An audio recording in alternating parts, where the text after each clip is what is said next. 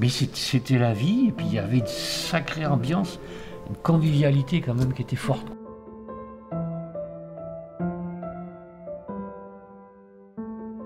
Gérard, traceur de coques, arrive au chantier naval de Nantes dans les années 1970. Il a connu les conditions difficiles, le travail pénible, mais il a aussi rencontré des amis dont il se souviendra toute sa vie. La création des premiers comités d'entreprise change la vie des ouvriers. Entre repas, vacances ou activités sportives, la solidarité se développe aussi en dehors du travail.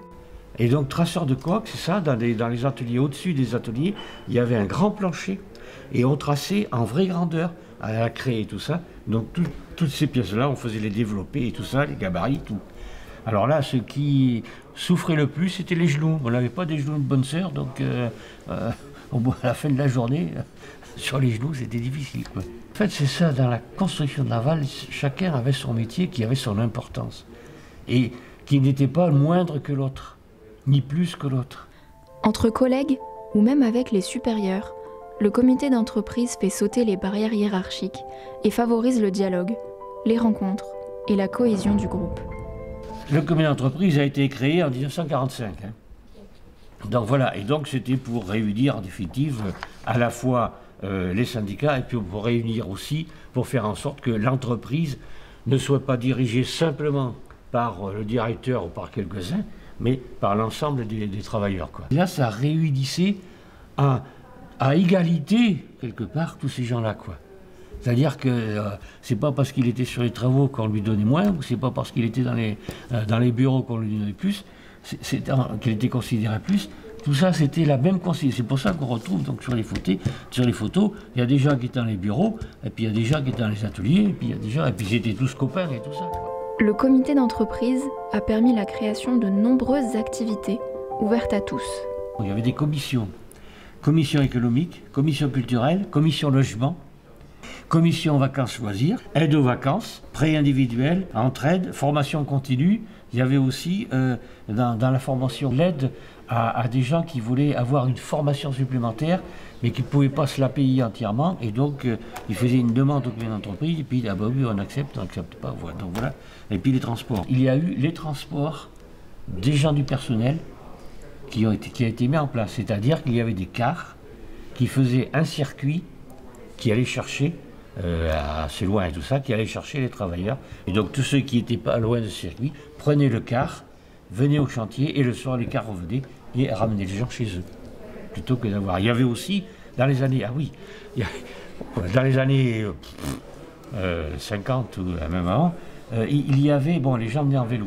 Il y avait un petit atelier qui était payé par le comité ou par le patron, enfin voilà, un petit atelier qui réparait les vélos. C'est-à-dire que le gars qui arrivait le matin, la machine a sauté, je ne sais pas qu'est-ce qu'il y a, le machin, ou mon pneu a crevé, il déposait le vélo et le soir il prenait son vélo, il était réparé.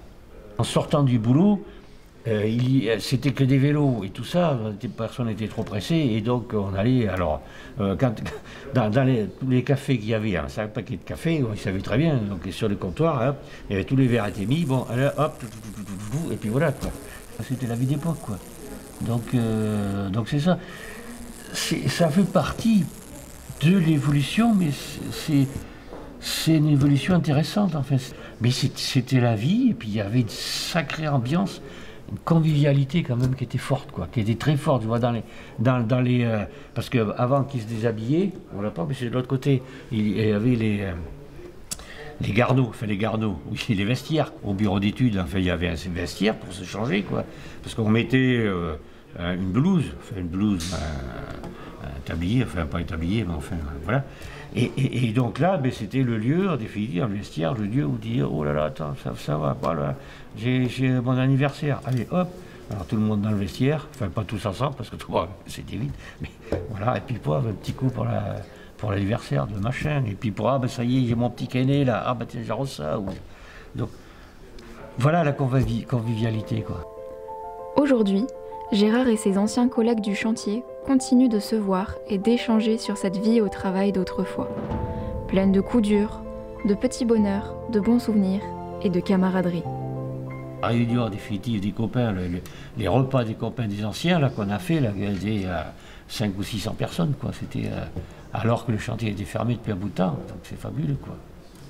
Donc, et les lancements, en définitive, il y avait tout le monde, qui venait pour le lancement. C'était une partie de son œuvre qui était lancée, quoi, quel que soit ce qu'il avait fait, quoi. Chaque jour, il y avait son bonheur. Il y avait aussi, des fois, des déceptions, mais chaque jour, c'était quand même son bonheur, quoi. Voilà, c'était le chantier, voilà. On était du chantier. C'est tout. À partir du moment où on avait dit ça, c'est que, voilà, on globalisait tout, et puis on était tous copains. C'était la grande famille, quoi. Et si on est aujourd'hui là, si on est un sacré paquet qui venons le mardi, c'est parce que c'est encore la grande famille. Et puis évidemment, quand c'est une grande famille, on discute et tout ça, et puis le soir, bon là, puis voilà, évidemment, on a soif, quoi, à force de parler.